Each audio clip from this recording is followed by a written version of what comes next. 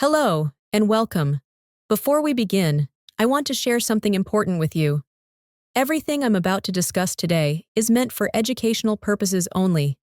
I'm not here to diagnose, treat, or prescribe anything. What I share comes from a place of wellness education and personal experience, but it should never replace the guidance of your own healthcare provider. If you have specific health concerns or questions about what's right for your body, please speak with someone who knows your medical history. This is simply about exploring habits that many people find helpful as they move through their 60s and beyond. My name is Dr. Rebecca Lane, and I've spent years working with people who are navigating the changes that come with aging. I'm a wellness educator, not a physician. And my purpose here is to walk alongside you as you think about how to care for yourself in ways that feel sustainable and kind. I'm here to share what I've learned, what I've observed, and what many people have told me has made a difference in their lives. I want to talk with you today about something that matters deeply. If you're over 60, or even approaching that decade, you've probably noticed that your body doesn't respond the way it used to. Maybe you've felt a little unsteady when you stand up too quickly. Maybe you've noticed that climbing stairs takes more effort than it once did. Perhaps you've felt a heaviness in your movements, or a worry that your strength is quietly slipping away. These feelings are real, and they're more common than you might think. But here's what I want you to know.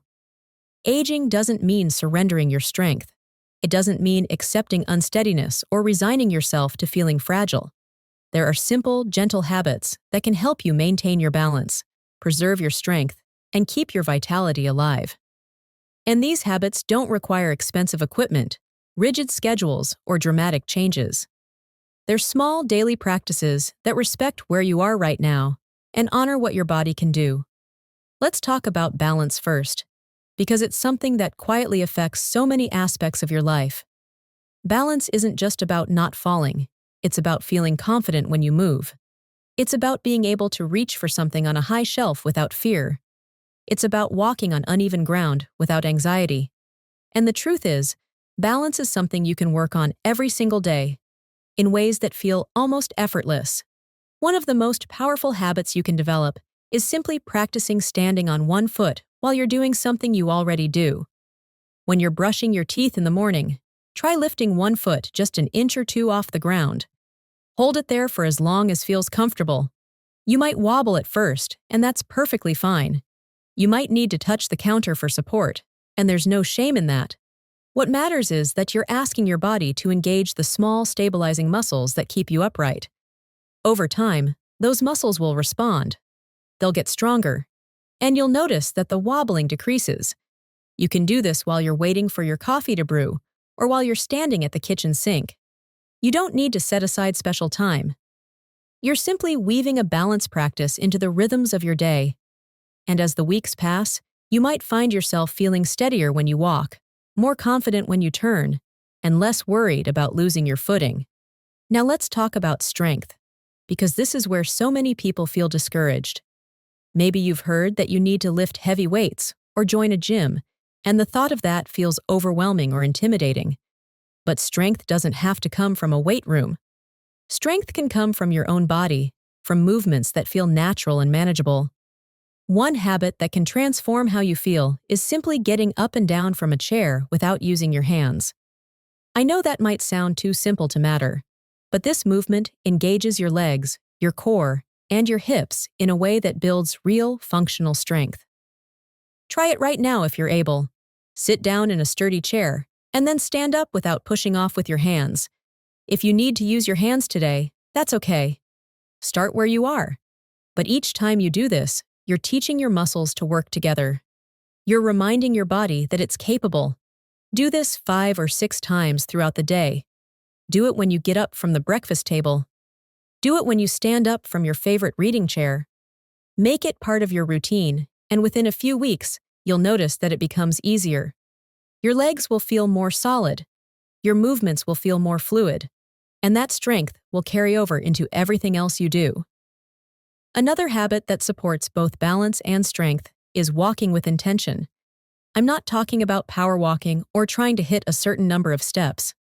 I'm talking about walking in a way that asks your body to stay engaged.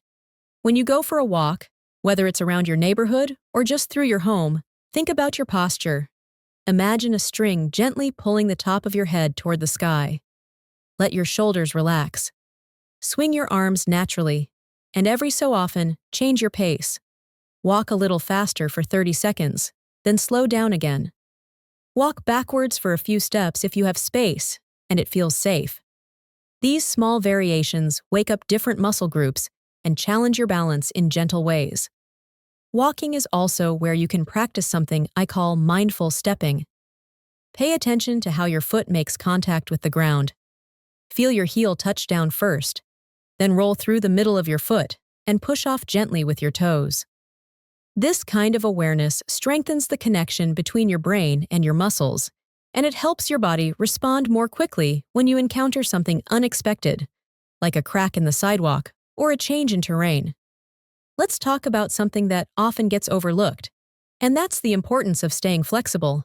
Flexibility isn't just about being able to touch your toes. It's about maintaining the range of motion in your joints so that your body can move freely and comfortably. When your muscles and joints are tight, every movement requires more effort. You're more likely to feel stiff, more likely to favor one side of your body, and more likely to experience discomfort. A simple habit that can make a real difference is gentle stretching in the morning before you get out of bed. While you're still lying down, point and flex your feet a few times. Circle your ankles. Bring one knee toward your chest and hold it there for a few breaths, then switch sides. Reach your arms overhead and stretch your whole body long. These movements take less than 5 minutes, and they help your body wake up gradually. They increase blood flow to your muscles and prepare your joints for the day ahead. You can also stretch throughout the day whenever you've been sitting for a while. Stand up and reach your arms overhead. Gently twist your torso from side to side. Roll your shoulders back a few times.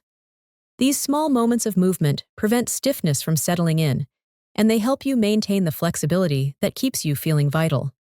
Now I want to talk about something that might surprise you, and that's the role of your core. When people hear the word core, they often think of sit-ups or crunches, and they imagine something strenuous and unpleasant. But your core is simply the group of muscles that support your spine and help you stay stable when you move, and you can strengthen your core without ever getting down on the floor. One of the simplest and most effective habits is practicing what I call gentle tightening throughout the day.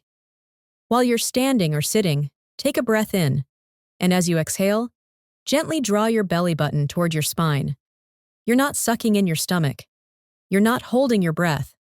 You're simply engaging those deep abdominal muscles for a few seconds, then releasing. Do this 10 or 15 times while you're watching television or while you're sitting at the kitchen table.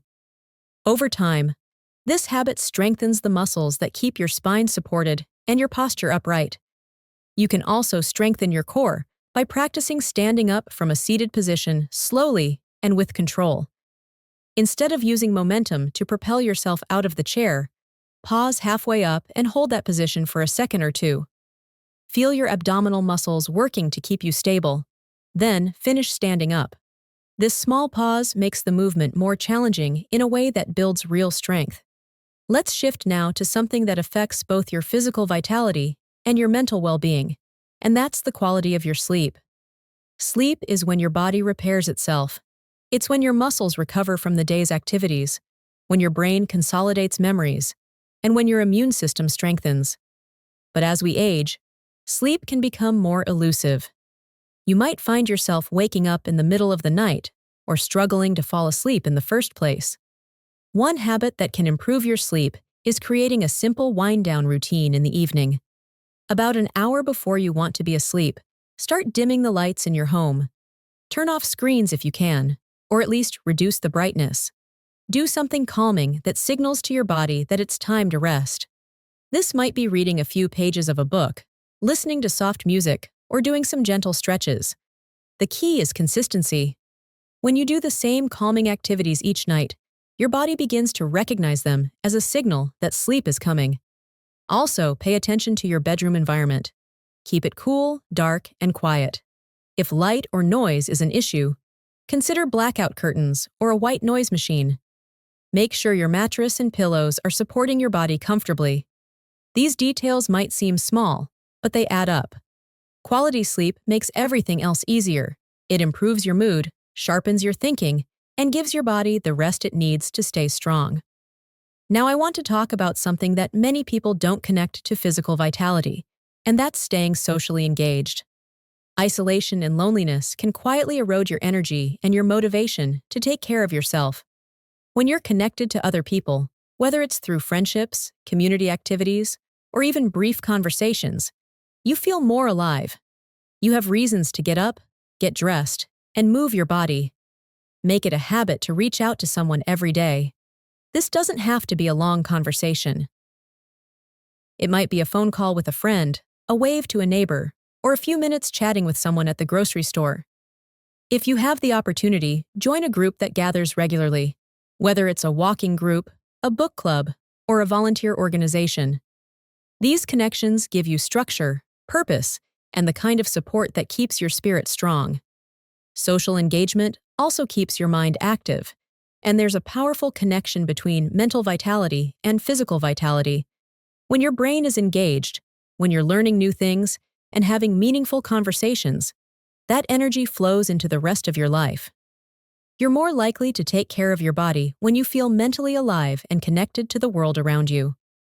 Let's talk about something else that's essential, but often overlooked, and that's hydration. Your body needs water to function properly. Water supports your joints, helps your muscles work efficiently, and keeps your energy levels stable. But as we age, the sensation of thirst can become less reliable.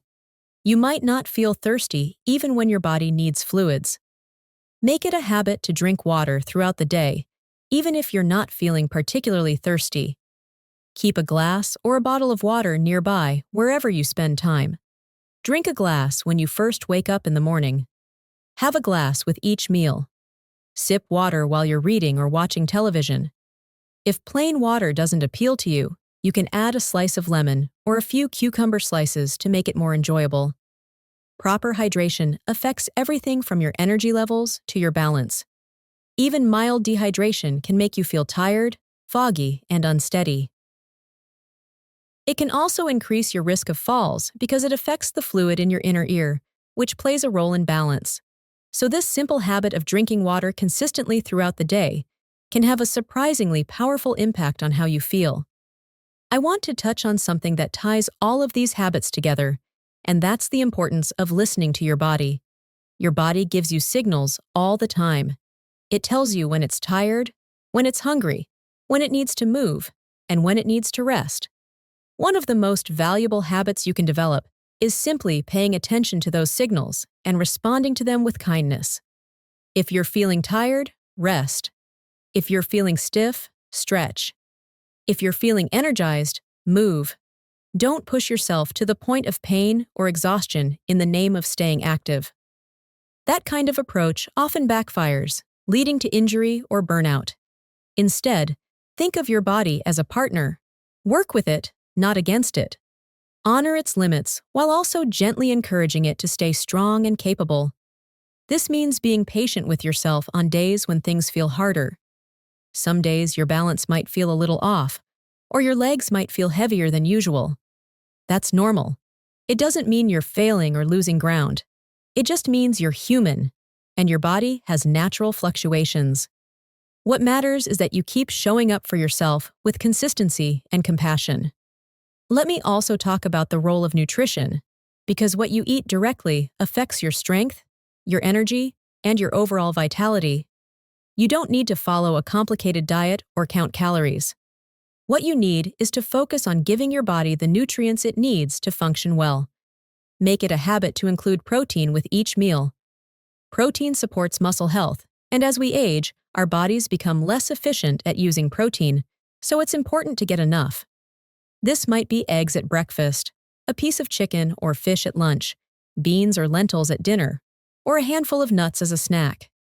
Choose whole foods as often as you can.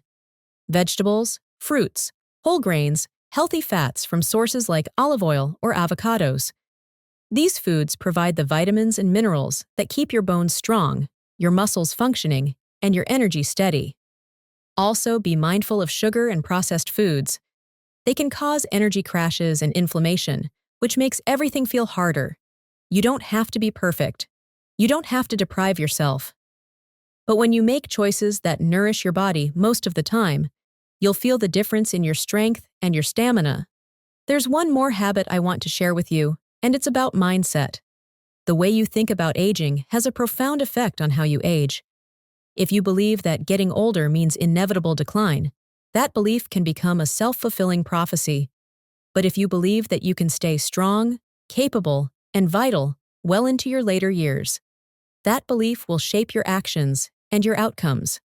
Make it a habit to notice and challenge negative thoughts about aging.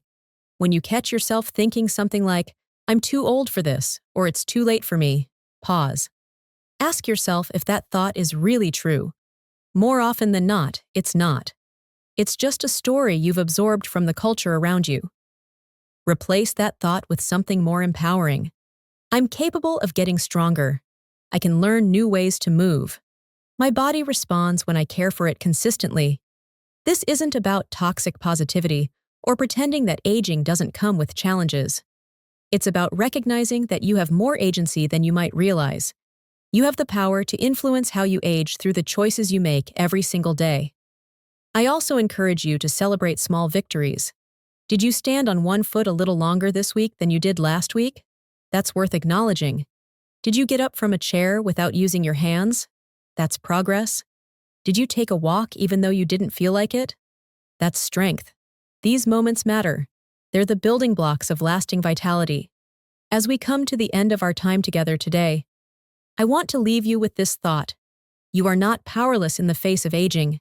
You are not destined to become fragile, unsteady, or weak. The habits we've talked about today, standing on one foot, getting up from a chair without your hands, walking with intention, stretching gently, strengthening your core, prioritizing sleep, staying socially connected, drinking water, listening to your body, nourishing yourself with good food, and cultivating a positive mindset. These are all simple practices that you can start right now, today, in this moment. You don't have to do everything perfectly. You don't have to transform overnight. What matters is that you show up for yourself with consistency, with patience, and with kindness. Your body is resilient.